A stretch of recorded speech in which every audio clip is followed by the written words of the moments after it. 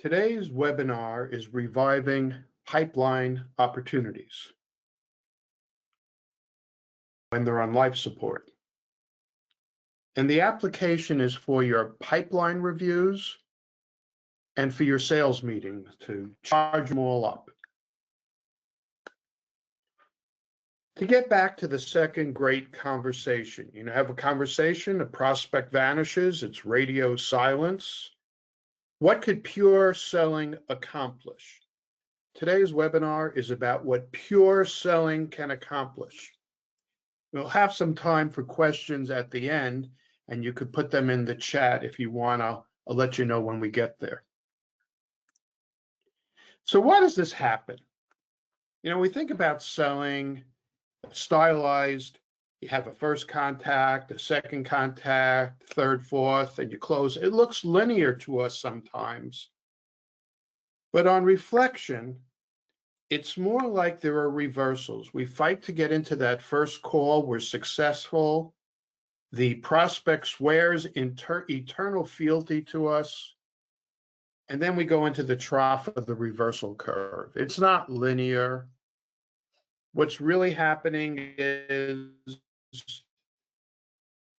we're fighting to get back into that second call when it looks linear.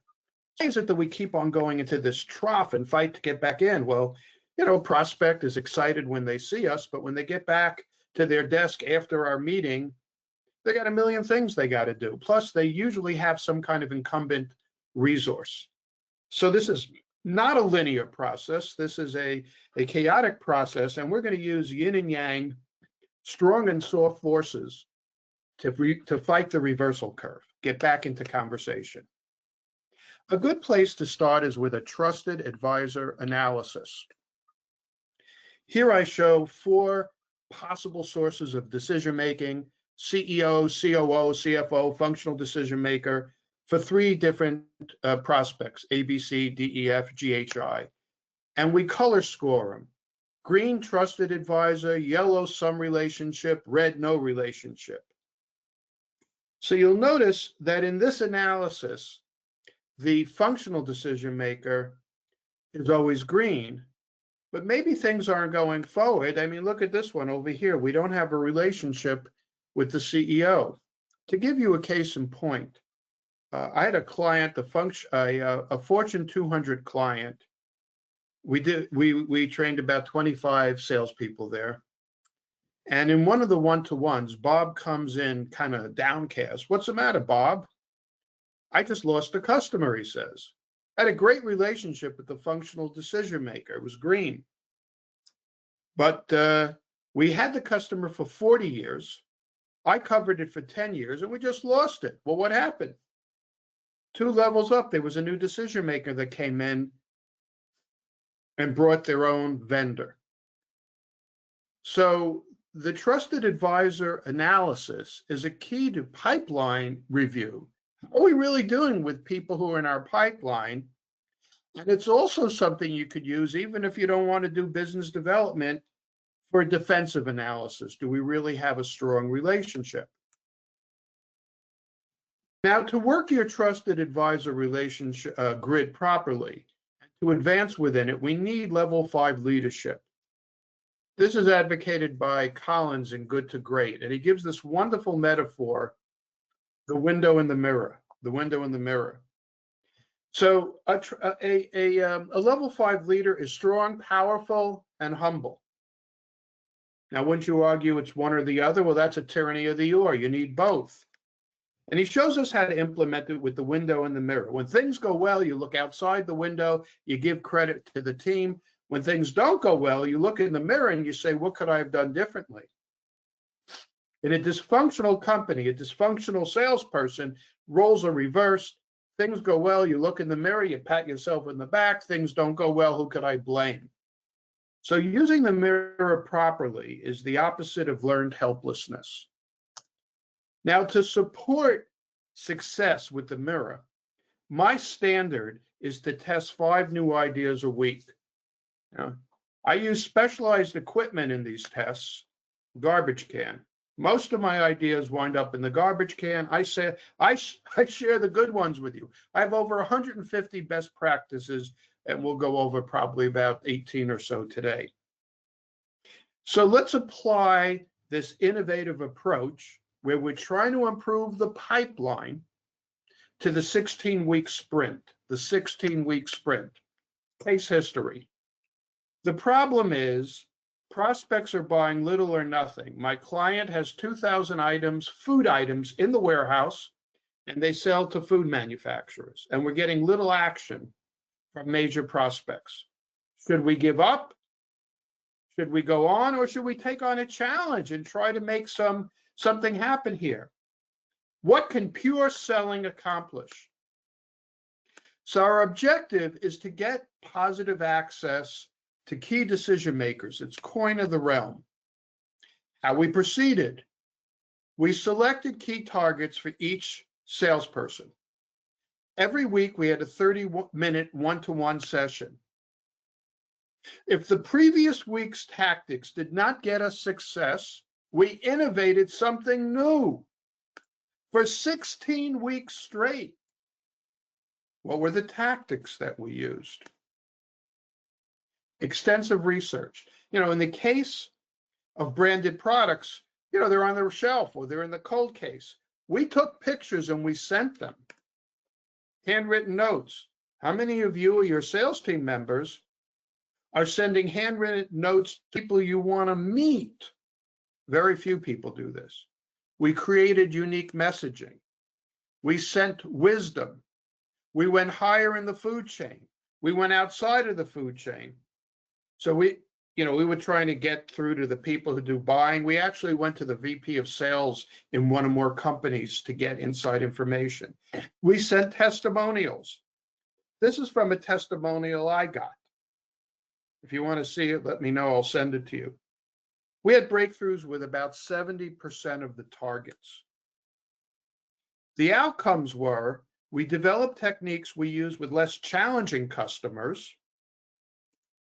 And from the mindset, if you come up with a new idea every week for 16 weeks, you could ask the question, do we ever really run out of ideas?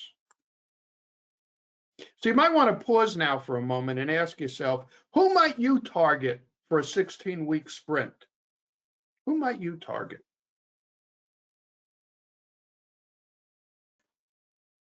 Let's dig down a little deeper on a couple of these points. Wisdom, going higher in the food chain, testimonials.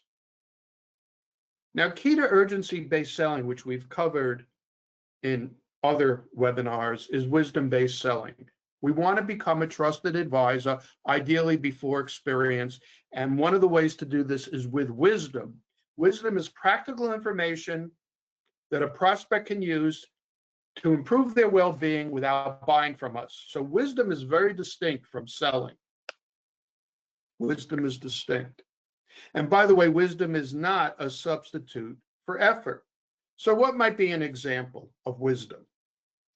So I have a client who has a hotel chain, and we're trying to sell a room block of $30,000 to a pharma company.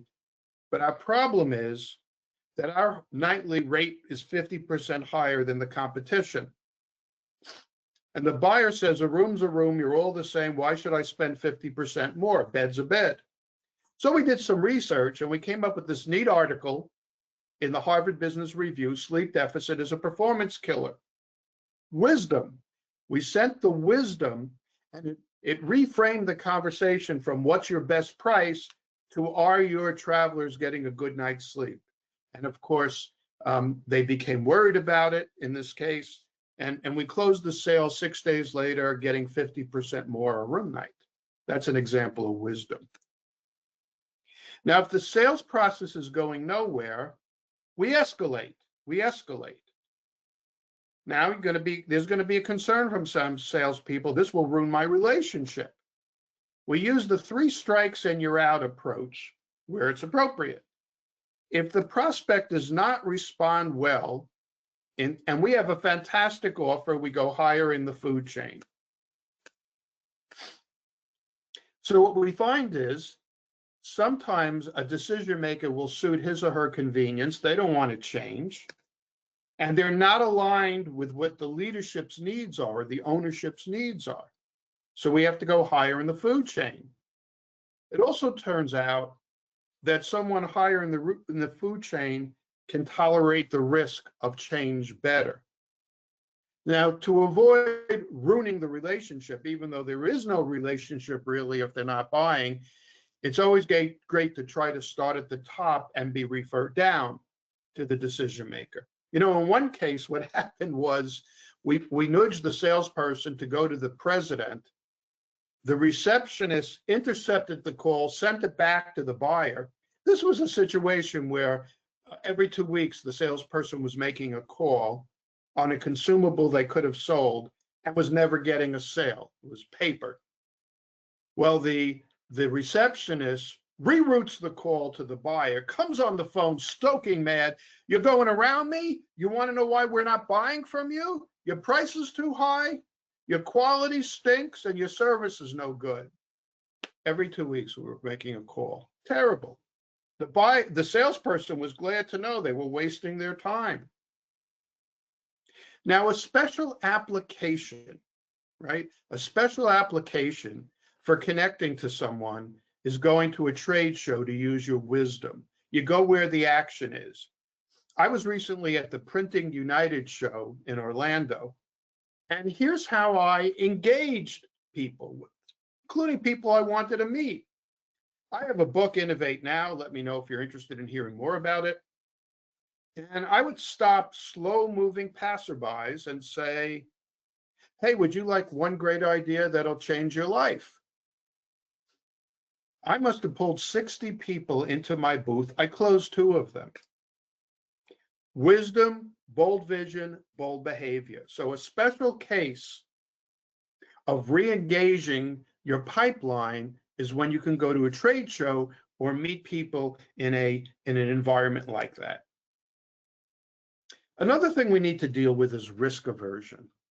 The incumbent is usually seen as the less risky choice. And a great way to start to deal with it is with testimonials. Now, many people say you can't get testimonials. That company, Bob's company, they had no testimonials and they'd been in business over 100 years. I did some work with a guitar company that was in business 192 years. No testimonials till I helped them get them. Recently, I did an assignment with an engineering company, and the engineer says, you can't get testimonials. And by the way, we went to engineering school to learn how to design roads and bridges, and you could never get them, by the way, from towns. You'll never get testimonials from towns. Well, guess what? We weren't trying. When we tried, we must have gotten about 50 testimonials. So testimonials and wisdom are great ways to follow up and re-engage with prospects who have gone temporarily radio silent. And use your battle plan. You could download this from this website and if webinar, and if you can't, just send me an email. I'll send this to you. Here's your battle plan. This is an analysis of an account that's worthy of the attention because there's big enough. Here's your trusted advisor grid over here on page 2. And on the second page is your week by week assignment. What are you going to do each week to re-engage? Remember the 16-week sprint? Are you at least doing a 4-week sprint? Right? So you could learn more about the battle plan. Just send me an email. And again, you could download it from this webinar. 4 transformational words. If you're not getting what you want in the situation, ask yourself this question. Are you being bold enough in your vision? Are you being bold enough in your behavior? If you're not getting what you want, ask yourself, bold enough in your vision, bold enough in your behavior. My first sales consulting client, I've been doing this for 30 years with over 200 clients, was an accounting firm where I challenged them. They were selling to me and doing not such a great job. I got them to hire me, 7 partners. I worked with them for 6 months. Their closing ratio went from 20% to 80%. This is a front page article in Accounting Today about the work I did with them. So here's a thought question for you. Are you being bold enough? And if you want to change yourself and your sales team, Do a bold behavior drill. What was the boldest behavior you did this week? Let's apply this idea of bold vision, bold behavior, battle plan to a specific case. So I have a client who sells food ingredients, and they're trying to open up a new account, and we're going to do a kind of a battle plan approach. We begin by identifying, you could do this yourself with the battle plan. Who's the target? Why are we targeting them? What's a success and what's our current challenge? The key players here are Joan, the saleswoman, and Jim, our technical support person. And on the buyer side, we have Bill, the buyer, and Tom, their QA director. So we're starting from ground zero. This is a battle plan. This is a kind of a sprint. We begin our campaign with research, which is how you start a campaign. And that's the first step of your standard sales call. If you want to learn more about the standard sales call, write to me. And what we got was contact information from the buyer and an article. And now the saleswoman, Joan, reaches out and said, I found an article about you. You use our type of seasonings in your fabulous flavors. Our product is excellent. Would you like to have a conversation? So a cold reach out. And there's all kinds of research you could do, including SWOT analyses that would cost you $175 if you go to this company market line, but you could get them from your library if they subscribe for it for free. So Bill, the buyer, is interested. He says, do you have a match for what we're using? And we do have a match, but there's a problem. The problem is we import from overseas and he only wants domestic. So he says, sorry, we can't do business. Well, they don't want foreign goods, so Joan gives up, right? I mean, we don't have what they want. No, Joan comes back and says, let me talk to somebody in QC. We have a great product, you should look at it. This is pure selling in the face of resistance. So Bill, the buyer, comes back and says, don't you understand English? We will not consider your product at this time.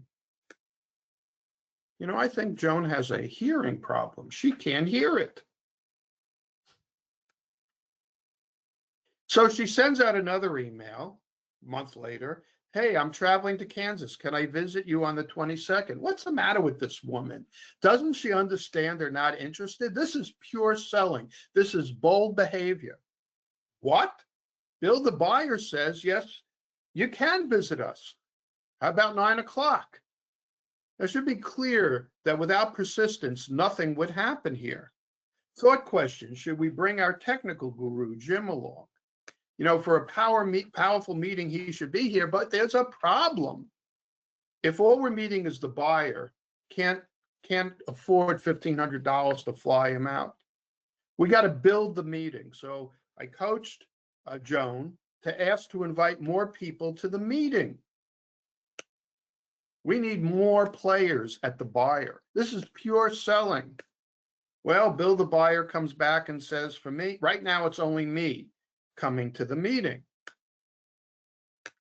All right, on your battle plan, do a decision-making analysis. Each player, what's their urgency and what's their sense of risk? This is the decision-making analysis in this case. Bill, the buyer, wants the lowest possible cost. He's open to a decision, but Tom, the QA guy, and Bob, the CEO, they don't want China product. They're hostile. So when you do this yourself, here's where you would put the political analysis. Time is running short, so Joan reaches out again. Hey, anybody else coming to our meeting? Fortunately, Bill, the buyer, says, yeah, R&D will come. So now we can afford to bring Jim along. Now, what we just got was a PIK, a payment in kind. It's what we asked the prospect to do to show that they're committed to the process. The strength of the interaction is a function of the strength of the PIK. Here are some examples. Introduce another decision maker, which is kind of what happened here. Check a reference, visit us, fill out a credit application. So on your battle plan, the top of page 2, you would put in what's the next PIK you would ask for your challenge account. What are you going to ask them to do if the next step is not closing them? Now, Joan didn't need a 4-week follow-up, but you'll notice near the bottom of page 2, here are things we could do week over week. This is a 4-week sprint, not a 16-week sprint, where you're going to use wisdom, bold vision, testimonials, etc. Here's an example of one filled in. We'll send in week 1 the innovation pack. 2, we send a testimonial. 3, our latest marketing initiatives. 4, advantages of the consultative approach. The key is, what are you going to do to follow up to overcome that reversal curve? And would you go 16 weeks? Well, we meet. Let's find out what happens. Tom says, I don't like overseas stuff. I don't like stuff made from China. And then Bill, the buyer, said, I got to tell you, Joan, I met last night with the CEO. Sorry, can't do business. What? You let me fly all the way out here from New Jersey? Well, we anticipated that this might happen. So Jim did his research before he got there. There are resources like DataMine to which we subscribe and Import Yeti, and we could show how their competition buy carloads, containers rather, of stuff from us from overseas. This is a public record. So we brought it along and showed it to them. The momentum shifted. We made a breakthrough. The CEO came to the meeting. The outcome? They tested our product. Wow, not bad considering they told us to go away. So the key question here is, would you or your sales team, what would you do in Joan's position? This is pure selling. Would you persist the way she did? How do we apply this to pipeline reviews and sales meetings? Focus on turning points in case histories. Why did it change? What caused it to change? And discuss, what bold behavior did you try? Do bold behavior drills. And then discuss what happened. We're doing science, and it becomes exciting to the team because there's a sense of mystery. How's it going to tie out? There is a fly in the ointment here. Preparation is key, like that case history I showed you with Joan. For every hour I present, it takes at least 3 hours of preparations when I'm customizing. And if I'm doing a major presentation like a keynote, believe it or not, it's a 60-to-1. I got to prepare 60 hours to do a 1-hour presentation.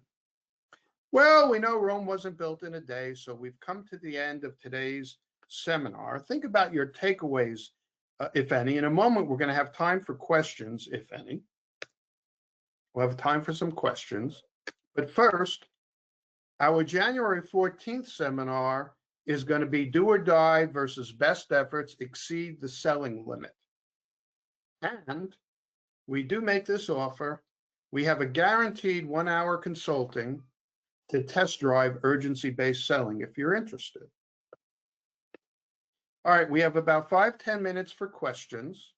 If you want information about the battle plan, about the trusted advisor grid or worksheet, about getting stronger pipeline reviews and sales meetings, reach out to me. Also, let me know what you want covered in future seminars. So we have time now for some questions. Let's see what we have here. Oh, first question. Of what use is your trusted advisor grid analysis if no one is even talking to you? Well, I'm sure it could be frustrating, but you've decided it's important to get through. And, a good place to start is, who are the targets of influence? And especially go as high as you can in the food chain. So it's got to be your decision that this is important enough, and it's a matter of research at that point.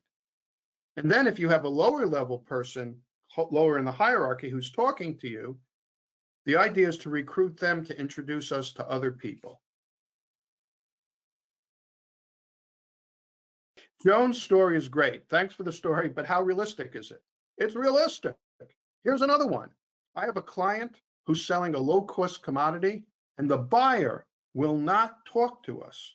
Buyer's good. I'm good. So 3 strikes and you're out. Went higher in the food chain. The CEO owner wanted to meet with the salesperson and we closed the sale. Is it useful for salespeople to target folks like Bill the buyer cold? Isn't it better to have warmer marketing leads? Sure it is. But we include this case because in so many of my clients' case, they're entrepreneurial firms, salespeople are generating their own leads. It just is very commonly the case. Your approach suggests the selling process is fluid. It develops or improves over time. We like a system where you could set it and forget it. What are your thoughts on this? Well, I mean, the market is competitive. My experience is there's a half-life to good ideas. They get emulated. And I think that by involving the sales team and you know, being responsive, we not only make a better product, but I think the sales team is more engaged. So I think it's important to have it a little open-ended and that it can evolve over time. But the last question I'm going to take for today, is it really necessary to spend so much time on preparation? You know, can't we just say, okay, give examples of what happens? And do you really need all that mystery to get change behavior?